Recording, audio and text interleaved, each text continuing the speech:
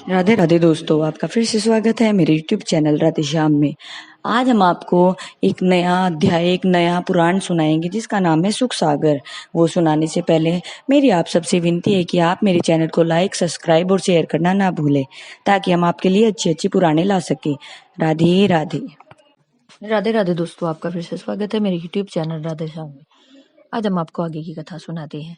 हे राजा परीक्षित, प्रभु श्री कृष्ण जी जिस समय समस्त यदुवंशियों के साथ प्रभास क्षेत्र के तीर्थ पर जाने की तैयारी कर रहे थे, यह समाचार सुन भक्त उद्धव प्रभु श्री कृष्ण जी के पास आए और हाथ जोड़कर बोले, हे संसारेश्वर, आप अपने साथ मुझे भी प्रभास क्षेत्र में ले चलने की कृपया करें, क्योंकि प्रभु जी में आपके पावन चरण कमलों को छोड़कर संसार की समस्त विभूतियां भी नहीं लेना चाहता।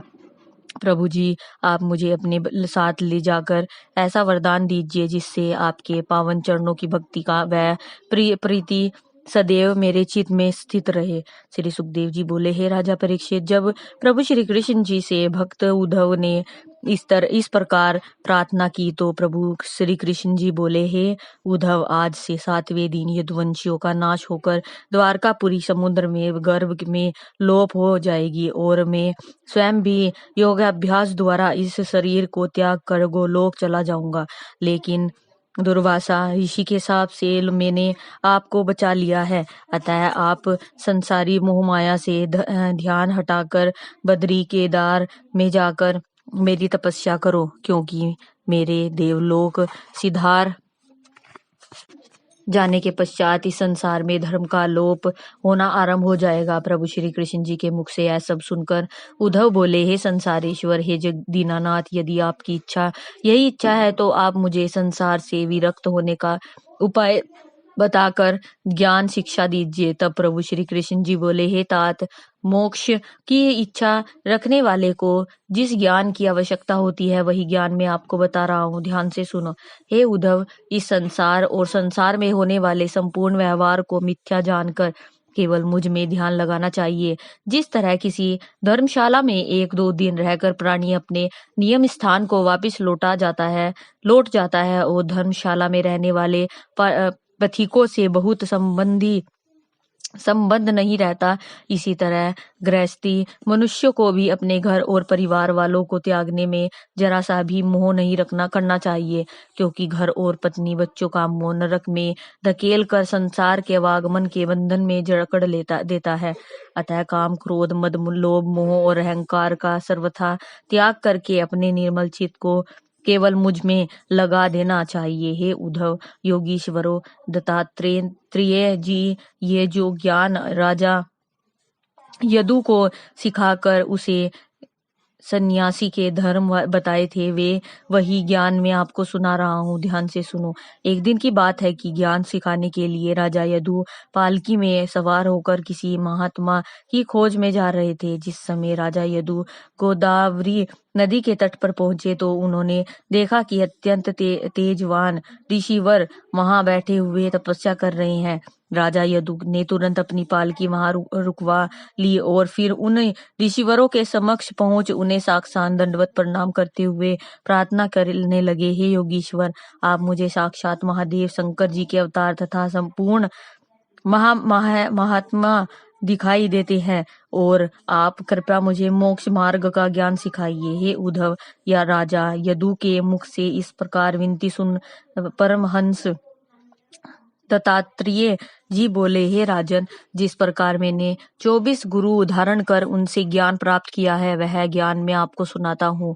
कोई भी मनुष्य यदि सन्यासी होकर इस ज्ञान मार्ग पर चलेगा तो वह अवश्य ही परम पिता परमेश्वर की कृपा से संसारी बंधनों से मुक्त होकर वैकुंठ के अक्षय सुख को प्राप्त करेगा। हे राजन, मेरा पहला गुरु पृथ्वी है। मैंने उससे यह ज्ञान सीखा है कि प्राणी पृथ्वी की छाती पर जिस तरह पैर रखकर चलते हैं उस पर मलमूत्र भी करते हैं, लेकिन पृथ्वी कभी उन पर जरा सा भी क्रोध नहीं करती, बल्कि उसी तरह शांत स्थिर बनी रहती है। सन्यासी को भी इस तरह कष्ट देने वाले पर तनिक भी क्रोध नहीं करना चाहिए और सदैव शांति पूर्वक प्रभु का भजन करना चाहिए।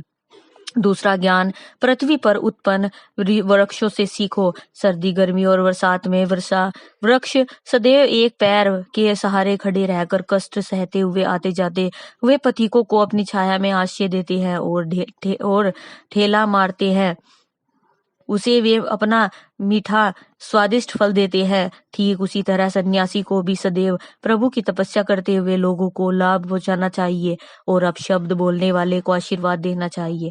तीसरा ज्ञान मैंने पहाड़ों में से सीखा है।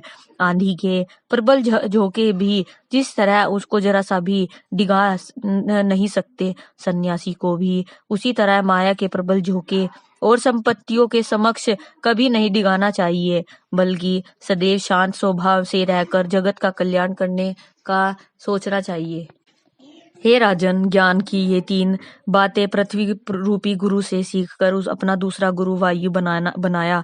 वायु जिस तरह सुगंधित और दुर्गंधित पदार्थों में एक समान रूप से बहकर कभी हर्ष शोक नहीं करती, सन्यासी को भी उसी प्रकार चाहिए कि समस्त इंद्रियों को अपने वश में रखकर भूख मिटाने के लिए समय पर जैसा भी हो जो भी भोजन मिल जाए उसी में तृप्त रहे।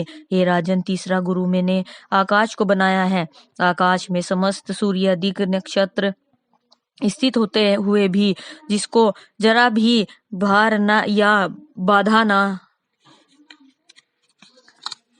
नहीं प्रतीत होती, सन्यासी को उसी प्रकार परम पिता परमेश्वर के विराट स्वरूप के अंतर्गत संपूर्ण जगत व ब्रह्मांडों को समझकर समस्त चराचर जीवों में उसी का प्रकाश जानकर उसको सबको परमेश्वर का ही रूप समझना चाहिए। हे राजन, चौथा गुरु मैंने निर्मल जल को बनाया है। प्रत्येक प्राणी की प्यास निर्मल जल पीकर शांत हो जाती है। ठीक उसी प्रकार सन्यासी को अपने निर्मल ज्ञान से प्राणियों को तृप्त करके उनके चित्त के कष्टों को शांत कर देना चाहिए। पांचवा गुरु मैंने अग्नि को बनाया है। मैंने उससे यह ज्ञान सीखा है कि जिस तरह अग्नि ईंधन मिल जाने पर उसे दूसरे दिन के लिए बचाकर नहीं रखी जाती, उसी तरह सन्यासी को भी जो कुछ वस्तुएं मिल जाए उसी दिन पुण्य करके दूसरे दिन के लिए नहीं रखना चाहिए। हे राजन, मैंने छठा गुरु चंद्रमा को बनाया है। पूर्णिमा का चंद्रमा जिस तरह समुद्र के जल को अपनी ओर खींचकर लहरें उत्पन्न कर देते हैं, सन्यासी को भी उसी तरह अपने ज्ञान से प्राणियों के मन को आकर्षित करके उन्हें अपने चित्त के साथ प्रभु के प्रेम में प्लावित कर देना चाहिए। सूर्य को मैंने सातवां गुरु बनाया है। जिस तरह सूर्य का प्रकाश समस्त पदार्थों में समान रूप से पड़ता है, उसी के और उसके नष्ट होने पर सूर्य को जरा भी सुख दुख नहीं होता। आज की कथा में समाप्त करते हैं, आगे कथा आपको कल सुनाएंगे। राधे राधे राधे राधे राधे राधे, जय श्री कृष्ण। अगर आपको मेरी वीडियो अच्छी लगी तो बेल आइकन दबाना ना भूलें ताकि आपको मेरी आने वाली वीडियोस का नोटिफिकेशन मिलता रहे। धन्यवाद। ओम नमः शिवाय।